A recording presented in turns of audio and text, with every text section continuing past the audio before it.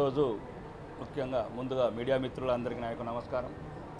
ఈరోజు కేంద్ర బడ్జెట్ మీద జరిగిన చర్చలో భాగంగా ప్రధాన ప్రతిపక్షము అధికార పక్షము బీజేపీ మీద ఎంత కడుపులో కుళ్ళుందో ఎంత కక్ష ఉందో అంత ఇద్దరు బయట పెట్టుకున్నారు। ముఖ్యంగా వీళ్ళు అనుకున్నది ఏంటంటే ప్రధాన ప్రతిపక్షం కావచ్చు ఇప్పుడున్న కాంగ్రెస్ ప్రభుత్వం కావచ్చు 3 జిల్లాల బడ్జెట్ అనుకున్నట్లున్నారు। నల్గొండ మహబూబ్ నగర్ ఖమ్మం బడ్జెట్ అనుకుంటున్నారు ఇప్పుడున్న మంత్రులు। ప్రధాన ప్రతిపక్షం ఇంతకుముందు సిద్దిపేట సిరిసిల్ల మెదక్ జిల్లాల బడ్జెట్ అనుకున్నారు పాపం తెలియక। ఈ బడ్జెట్ భారతదేశానికి సంబంధించిన బడ్జెట్, विकसित भारत सुरक्षित भारत, ये देश का हित में जो भारत देश का हित का बడ్జెట్ है।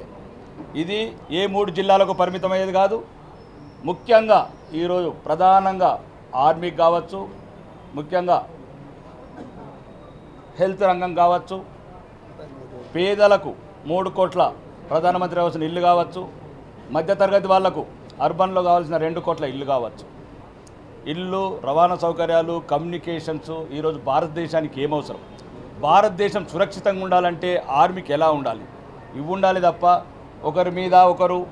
రెండోది ఈరోజు నవ్వొస్తుంది ముఖ్యమంత్రి గారు మాట్లాడే మాటలు మాట్లాడితే। ముఖ్యంగా మీకున్న బాధ ఏంది ఆంధ్రప్రదేశ్ మీద? సాటి సోదరులు 10 ఏళ్ల నుంచి రాజధాని లేకుంటే వాళ్ళ మీద కనీసం కనికరం లేకుండా మాట్లాడుతున్నారు। 30 రాష్ట్రాలు ఎంతసేపు ఆంధ్రప్రదేశ్ని పట్టుకున్నారు ఏంటి? 30 రాష్ట్రాలకు సమానంగా బడ్జెట్ పంచారు। ఆంధ్రప్రదేశ్ వాళ్ళ బాధలు వాళ్ళు పడతారు। కేంద్ర ప్రభుత్వం మీద మీకు ఏదైనా ఉంటే కక్ష ఉంటే ఇంకో రంగం తీర్చుకోండి। ముఖ్యంగా ఈరోజు భారతదేశంలో విద్యకు కానీ వైద్యానికి కానీ అండ్ విద్యార్థులకు కానీ ప్రతి ఒక్కరిని సంక్షేమం దృష్ట్యా ఈరోజు బడ్జెట్ ప్రవేశపెట్టేది। ముఖ్యంగా ఇట్లాంటి తీర్మానాలు ఇది విచ్ఛిన్న భారత్కు అవకాశాలు ఏర్పడతాయి। ఒక రాష్ట్రము తిరిగి ప్రవేశపెట్టడం భారతదేశంలో మొదటిసారి। ఒక రాష్ట్రం గురించి తిరిగి బడ్జెట్ ప్రవేశపెట్టడం అనేది రేపు 28 రాష్ట్రాలు అడుగుతాయి। ప్రతి ఒక్కరికి రచ్చాలని ఏం లేదు, ఇక్కడ దేశం ముఖ్యం, దేశం తర్వాత రాష్ట్రం ముఖ్యం కాబట్టి కొడంగల్లో సిరిసిల్ల గురించి మదిర కొడంగల్ మదిర ఖమ్మం గురించి పెట్టిన బడ్జెట్ కాదు। ముఖ్యమంత్రి గారు ఉప ముఖ్యమంత్రి గారు ముఖ్యంగా ప్రధాన ప్రతిపక్షం కేటీఆర్ గారు హరీష్ రావు గారు దయచేసి సిద్దిపేట సిరిసిల్ల కొన్ని రోజులు మర్చిపోండి। ఇంకా రాబోయే కాలంలో వచ్చేది రామరాజ్యమే కాబట్టి భారతదేశంతో పాటు తెలంగాణని మొత్తం సంపూర్ణంగా అభివృద్ధి చేసుకుంటాము।